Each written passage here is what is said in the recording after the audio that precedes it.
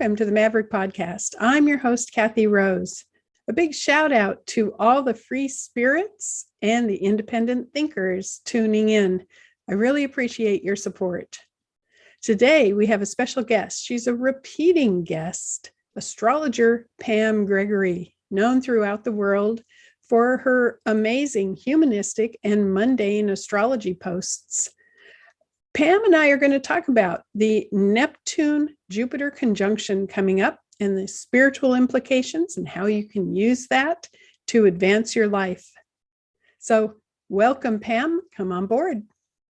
Thank you, Kathy, for that beautiful introduction. But truly, I always default to your knowledge. You are absolutely first world class in what you do and all your teaching. So, respect very much for who you are and what you do. You're a very loving soul. Thank you for that. So I asked Pam on because we need to talk about the Jupiter-Neptune conjunction that's coming up in Pisces. And it opens the doors for many, many wonderful things. And we're going to have a great discussion about this. And I want to remember as we talk about this to bring it into how Mavericks can use this energy. So I have some ideas about that also. Mm-hmm. So let's start off with the fact that Jupiter and Neptune are going to conjunct at 23 degrees Pisces on April 12th. And you've done a video on it already on YouTube, and it's a wonderful video. So I know you have clear ideas. What are the first things that pop into your head about this conjunction coming up? Shift of perspective, shift of dimension, and shift of consciousness. Yes. Those are the big things. And in the video, I think that the best analogy to explain it I came up with is that very first time that you either go snorkeling or diving in warm waters and you just duck beneath the surface, and it's that moment of going, wow, look at all this life force and color and species I didn't even know existed, just teeming with life. And it's that moment that was always there, but you just couldn't see it. Mm-hmm. And that's how I think this is going to be, that we're going to shift our frequency to suddenly see and feel and experience things that were always there. It just wasn't a frequency match for us. Exactly. So the spiritually minded people are going to have this opportunity to expand into that. And I call this the soul shift. One of the things when I used to teach with the Free Soul Organization and my friend Pete Sanders, and we would teach a technique called the soul shift. It's a meditative technique where you take your energy and you bring it up through your body so that it's finally all focused in your head. And then you focus up and out above your head. So right now, as I'm talking to you, you can do that with eyes open. You can close your eyes. But if I were to ask you, Pam, take your consciousness and all your awareness and focus about a foot above your head. When you make that shift, you shift into your soul body, your soul frequency. It's an alpha brainwave state and beyond. And then if you were to even just gently open your eyes, you could stay with your consciousness in that area above your head. And you can have eyes open, which is called a bi-level awareness. And this would be using your ocean analogy, which is great. This would be being in the ocean or being in a swimming pool and having your eyes so that they're halfway looking outside above the water and outside under the water, or inside under the water, so it's bi-level view, seeing both levels. How did you feel when you slightly made that shift? Really, and sort of tingling on the crown chakra. It felt warm, really soothing, actually.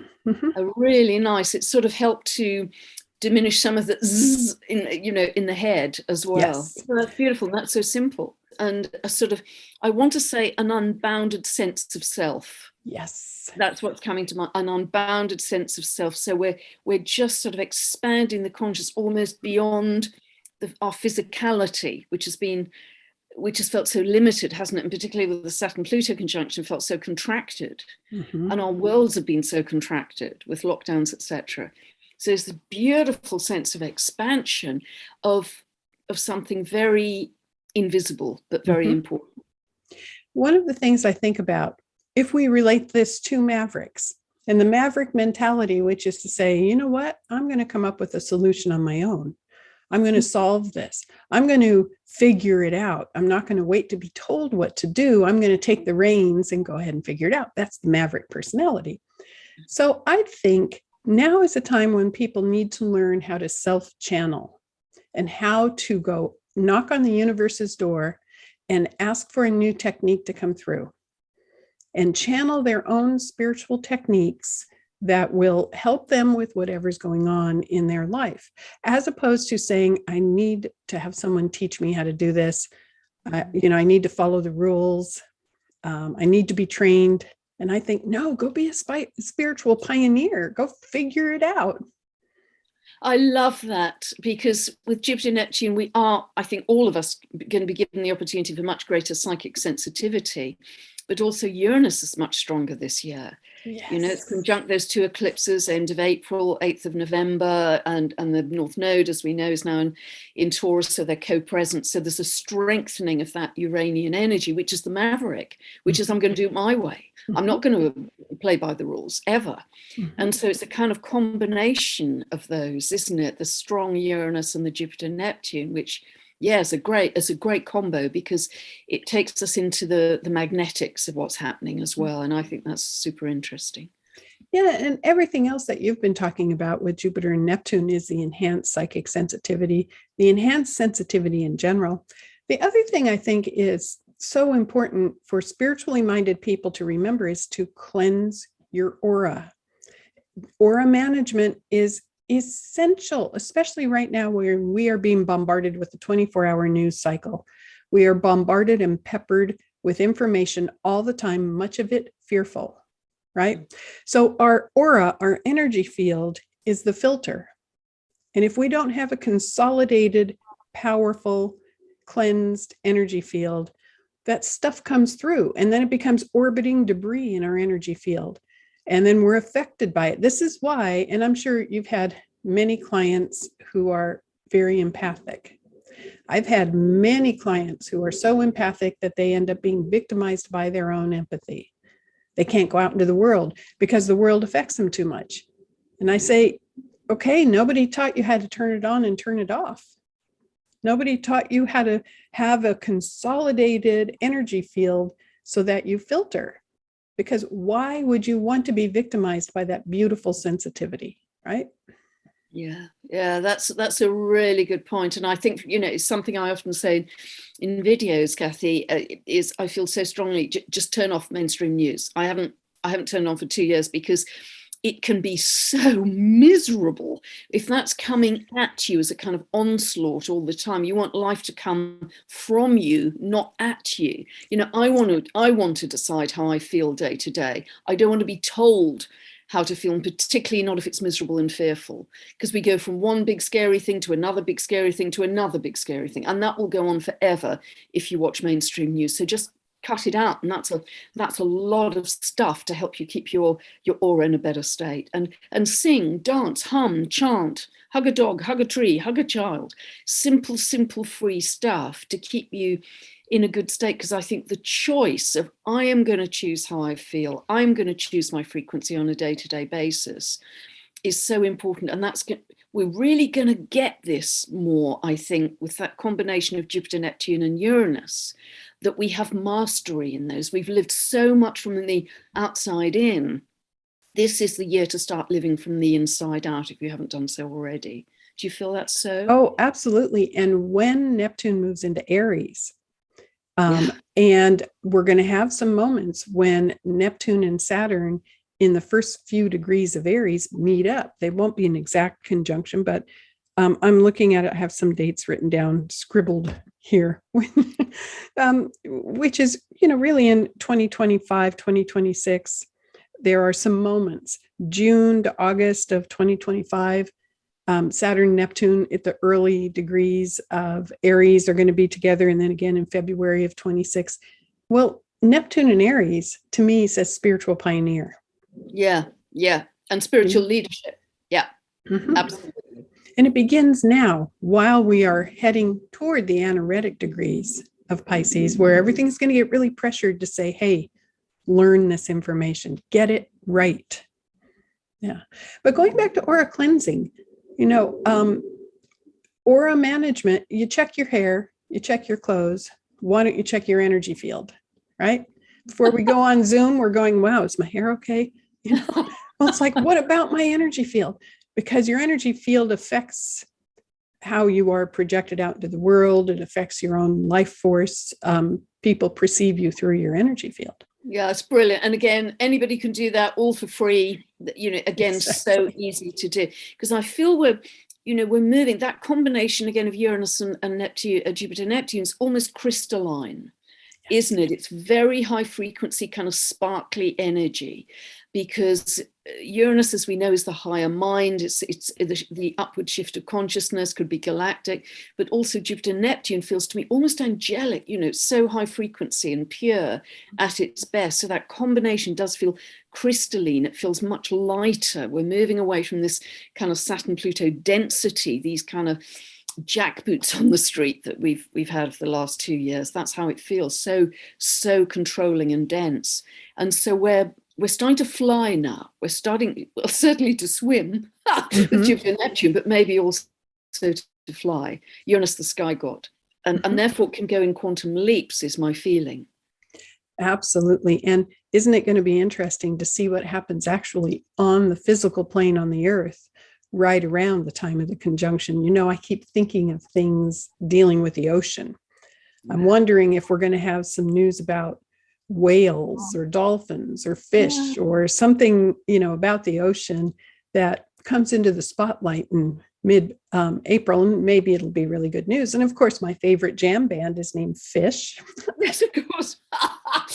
Oh, they should be right out there. Yeah, I know. absolutely.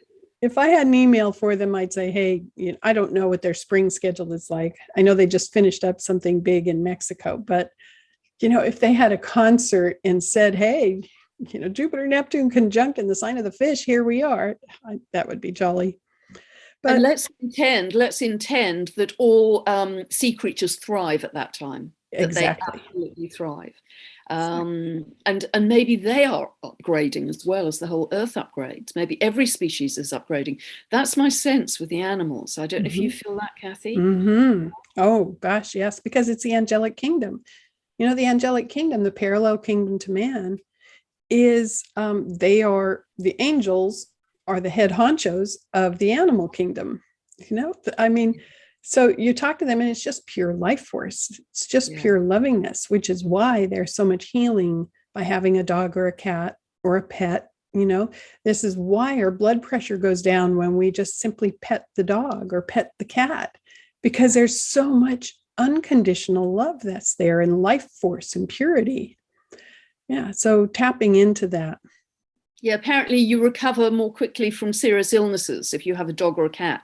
It's been researched very extensively. But also when I go walking in the mornings, because I live in an area of sort of 150 square miles of forest and heathland, and there are lots of wild ponies and donkeys, and I always stop and chat to them. But I feel maybe a kind of telepathy or an understanding of their feeling in a much finer way, I think, than I ever did before.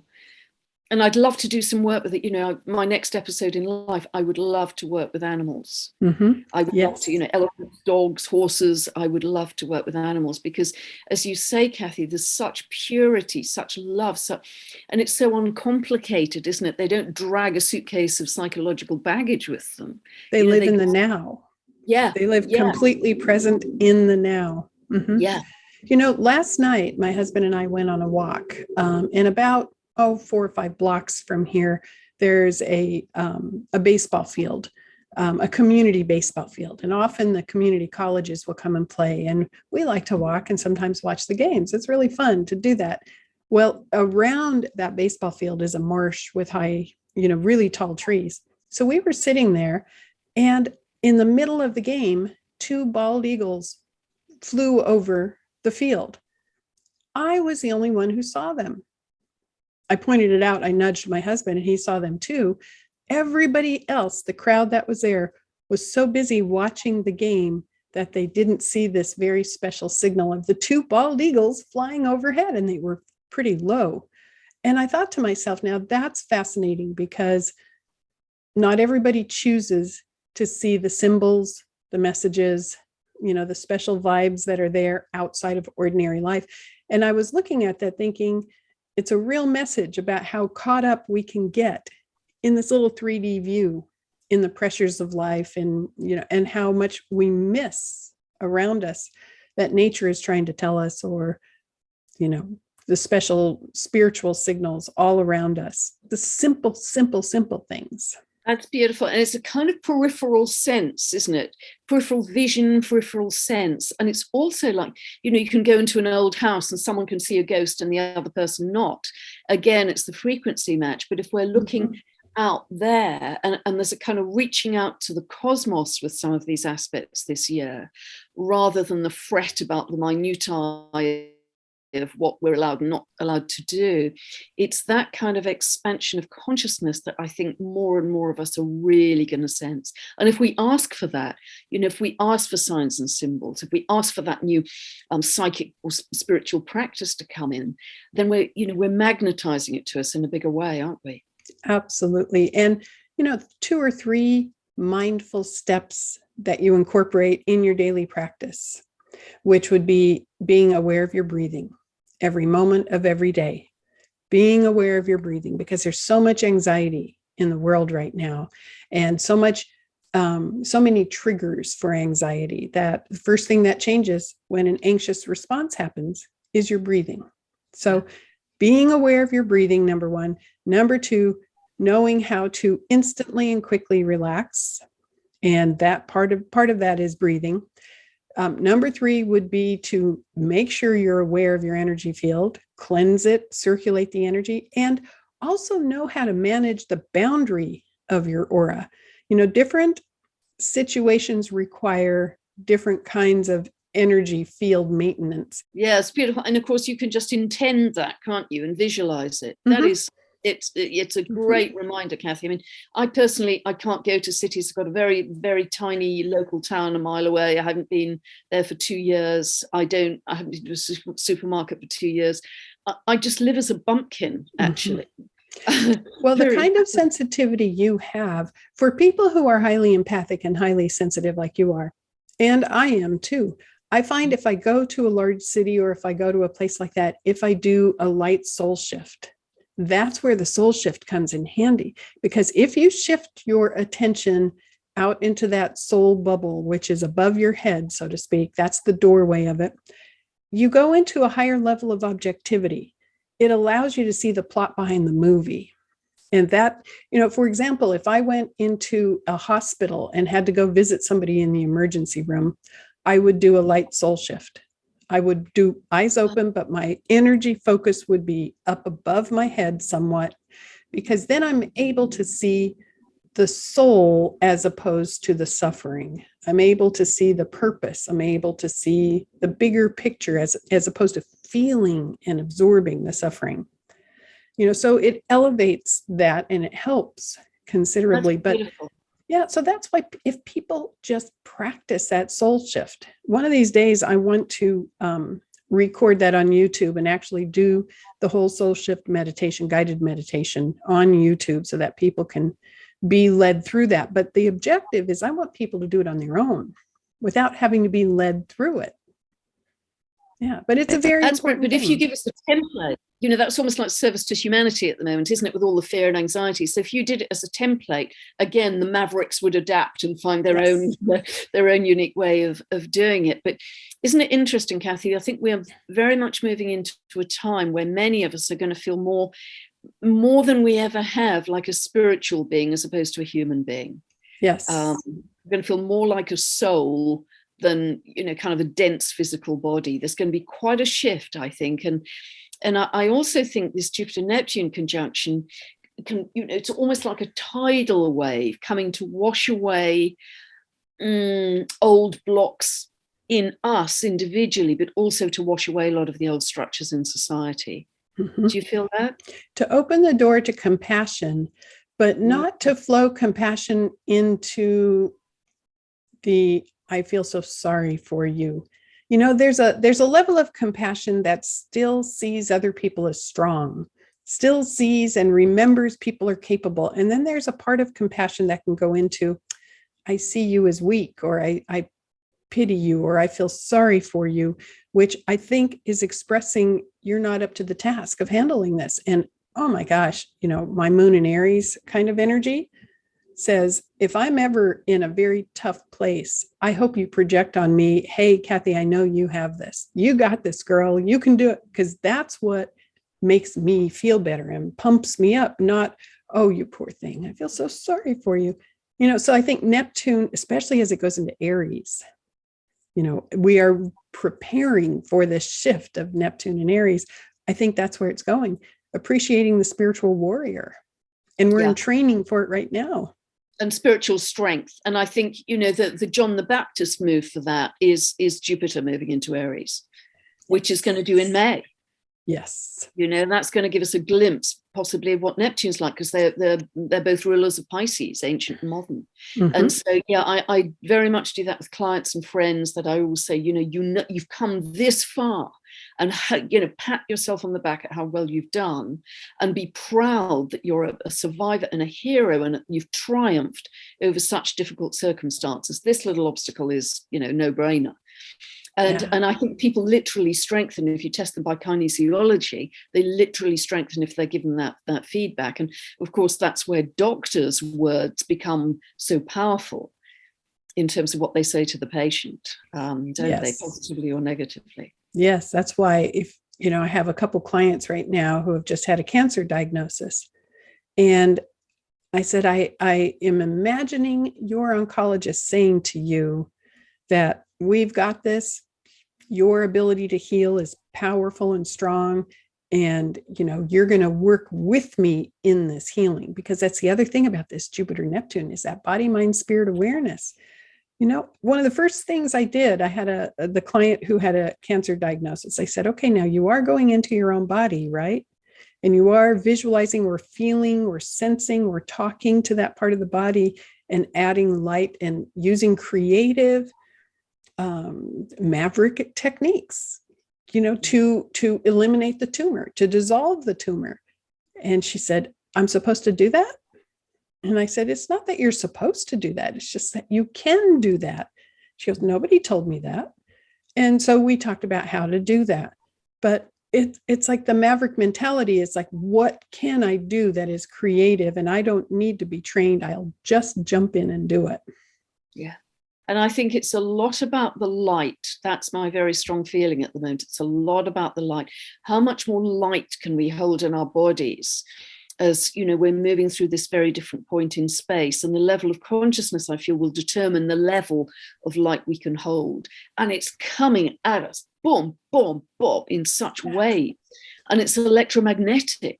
Yeah. And hence, the heart palpitations, the dizziness, the ringing in the ears, the insomnia, which certainly I've suffered from recently. It's like, zzz, we're being charged up, aren't we? Mm-hmm. We're being charged up electromagnetically, and we are electromagnetic beings way ahead of being chemical beings. Yes. The heart is electromagnetic. When you have an ECG, that's what they're measuring, the electromagnetic strength of your heart.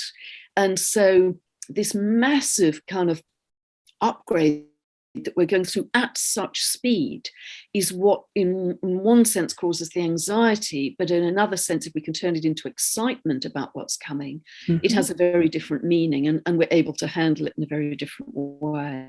The Pisces paradigm is playful and frolicking. It's not heavy. It's not serious. It's abstract and playful. And so there needs to be this playfulness about it, this lightness of spirit that comes about. And, so instead of workshops, we all need play shops instead of, it's just so important to not take it so seriously. I mean, certainly world events that are going on right now require a serious look. I mean, there's a lot of them too. But at the same time, we all need to schedule in time to frolic, I think, and just play whatever that happens to be, whatever it happens to be. That's why I'm so thankful. I babysit my daughter's dog a couple times a week.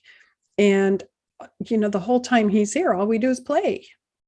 And it's like the most refreshing, most wonderful thing that can happen. I threw the ball with him for 3 hours last time he was here. It's like, how long can this dog go get that ball? But it was just so joyful and zen-like.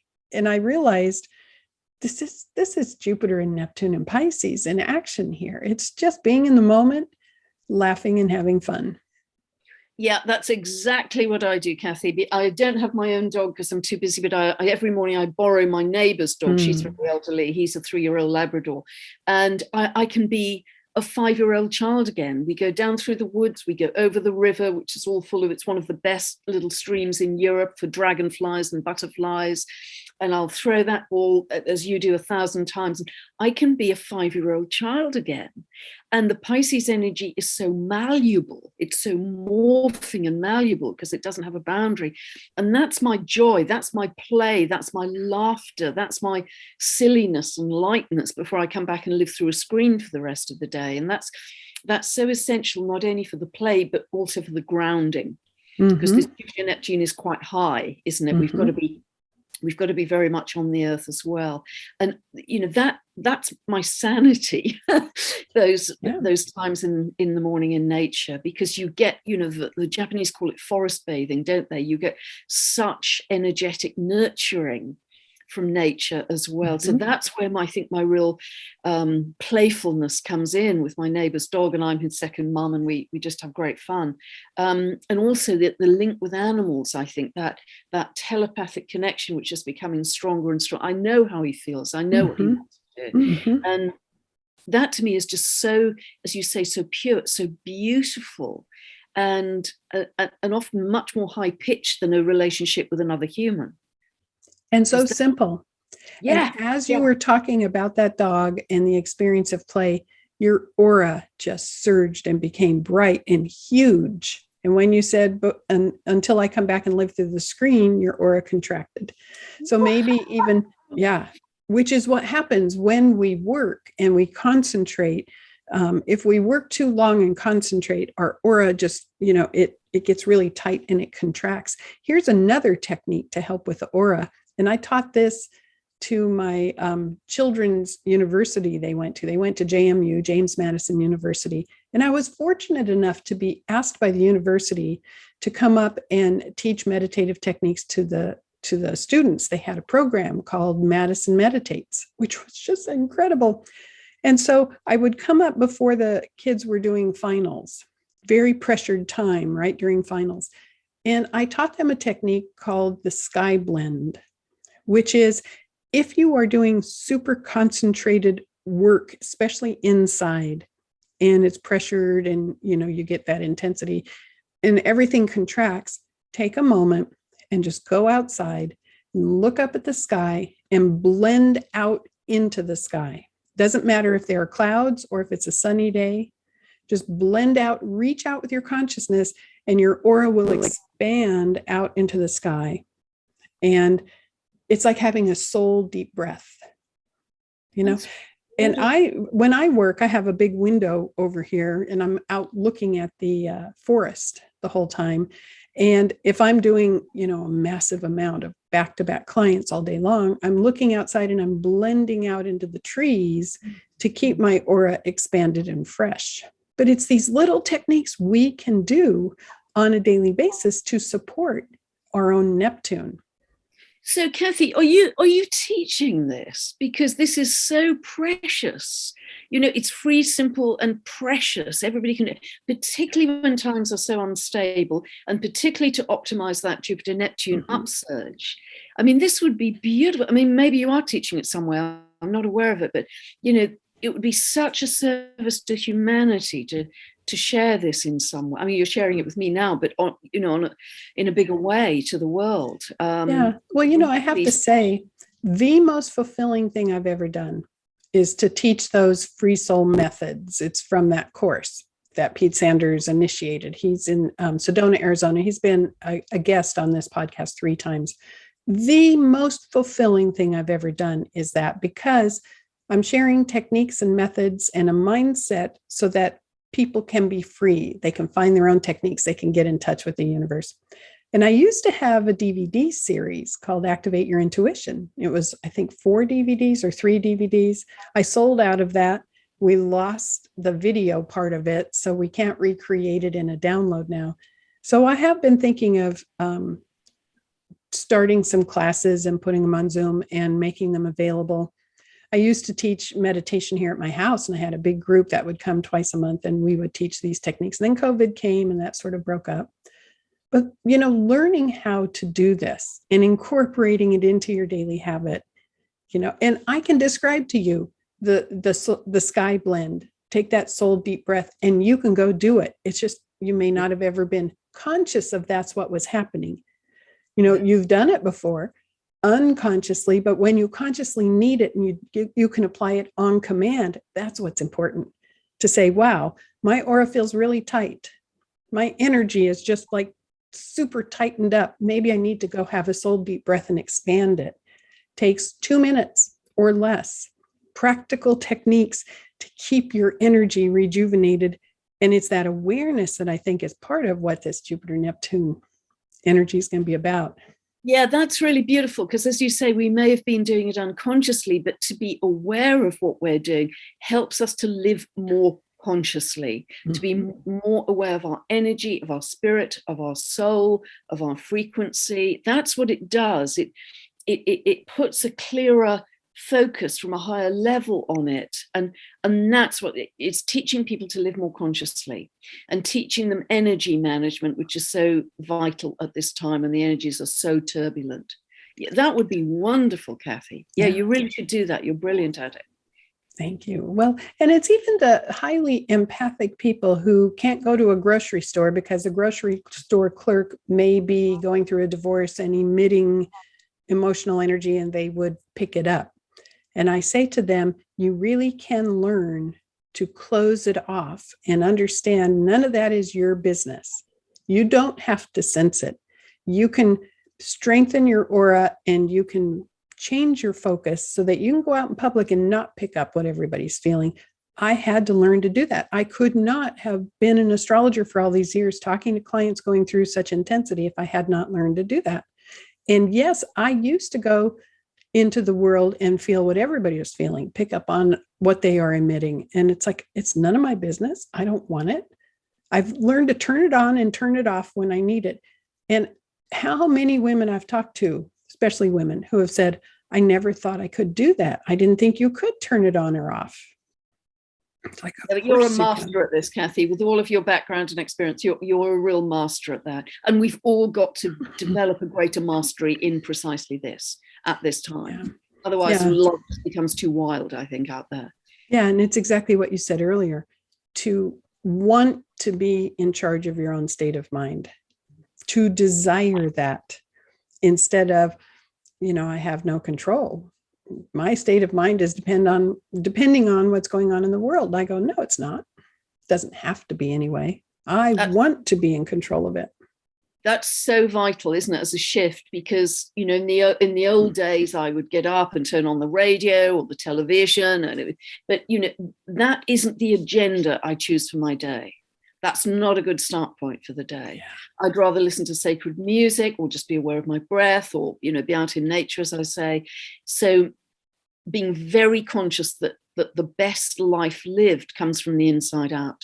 When Neptune goes into Aries, maybe that really is connecting with the inner authority in such a way that says, I can be a spiritual pioneer. I can self-channel my own techniques. I can get my own answers rather than looking for it through other people.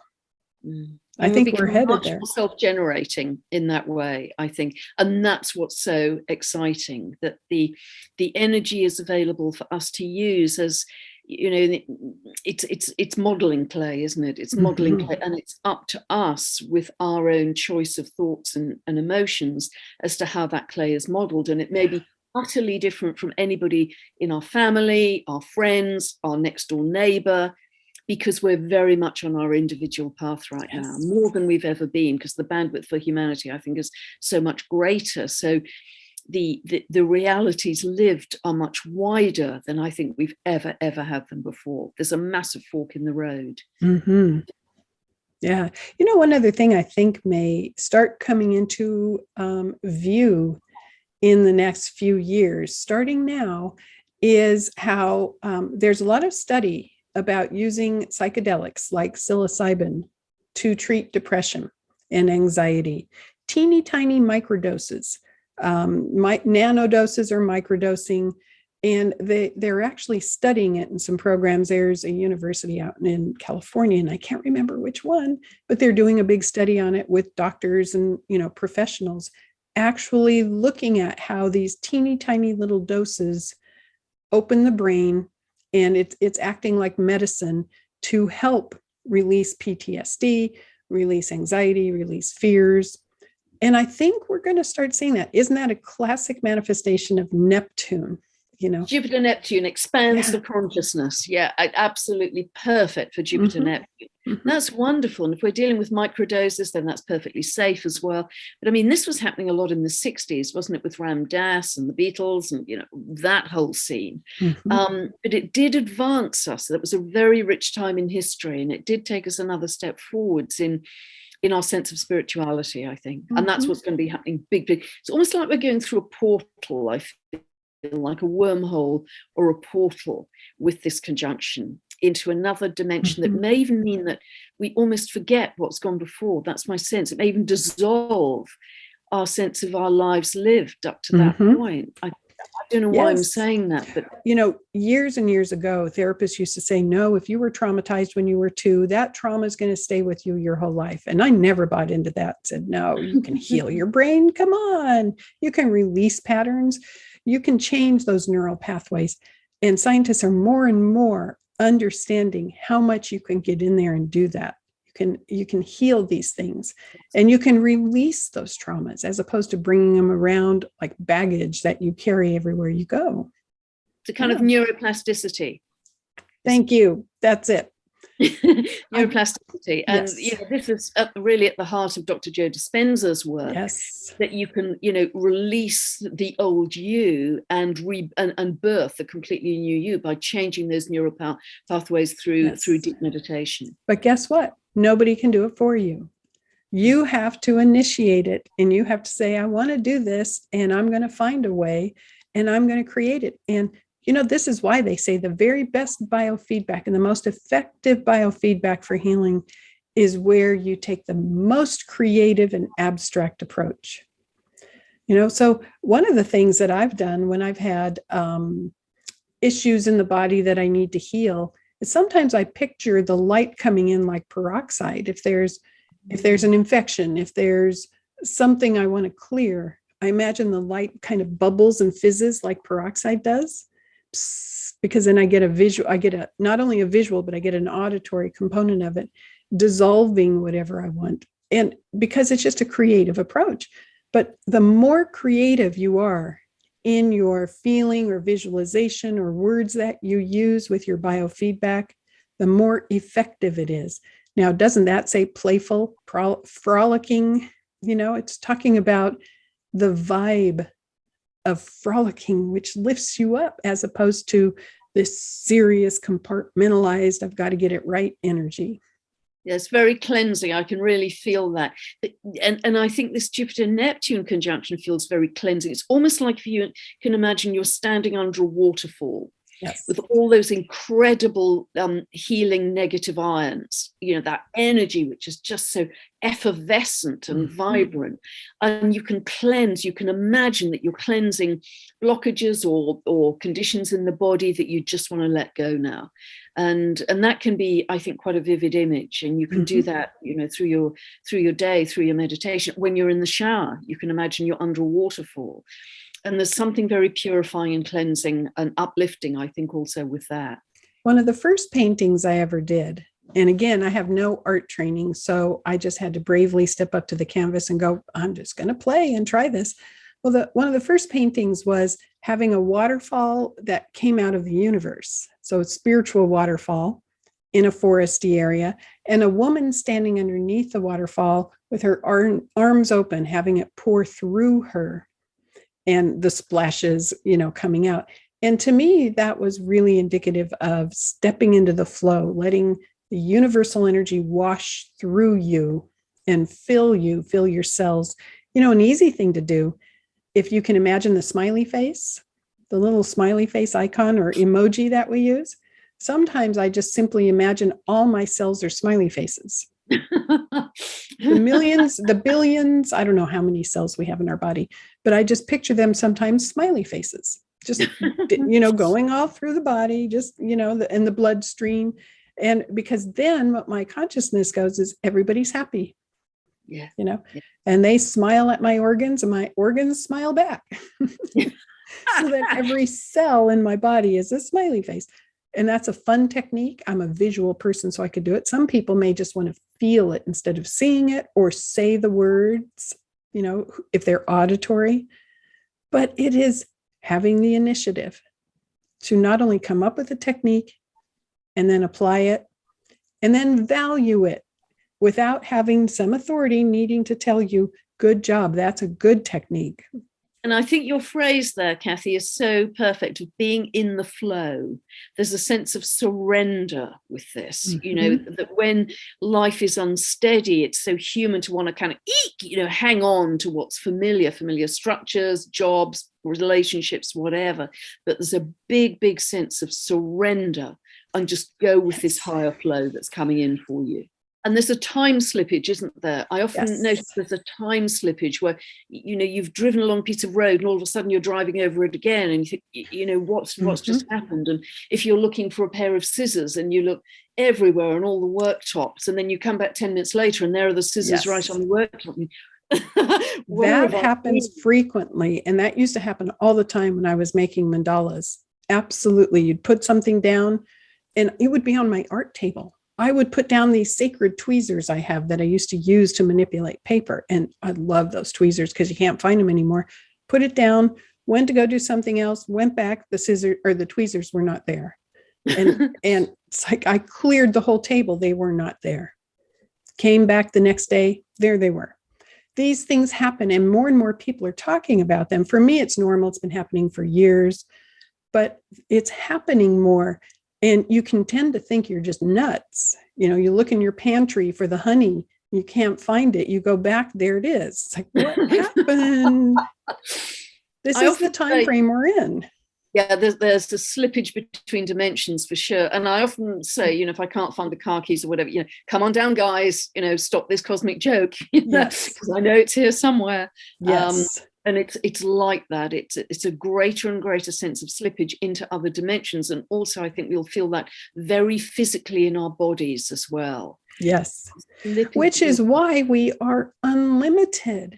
And if we want to heal something or rejuvenate something, guess what? Take initiative and get going on it. Be creative, have fun. Don't take it so seriously. You don't have to do it eyes closed. More and more of meditation is eyes open right now. Because I think that's where we're supposed to go, is bringing those dimensions into everyday experience. Yeah, it's an incredible spiritual frontier. Incredible. And it's very much, isn't it, creating your own reality by, you are the inside of your bubble and you're going to determine what comes into your bubble, which is not to say we're not cognizant of what's going on in the world. I think that's important, but we're not engaging with negative emotion and being totally dragged in and affected by it in a negative way. Yeah. That we're better able to help, I think, if we can kind of go raise ourselves above the fray, because we can come back in and pour in positive energy. And I was talking to somebody about this the other day. It only takes a tiny percentage of us to positively affect the collective. Yes. And so that's our role, isn't it, in part? It is. It is. Walking through the grocery store with lovingness and happiness in your energy field makes more of a difference than you can possibly imagine. Possibly. Because everywhere you go, that energy is going with you. But people need to understand this: staying in charge of your own state of mind, this aura maintenance, this shifting to the soul level.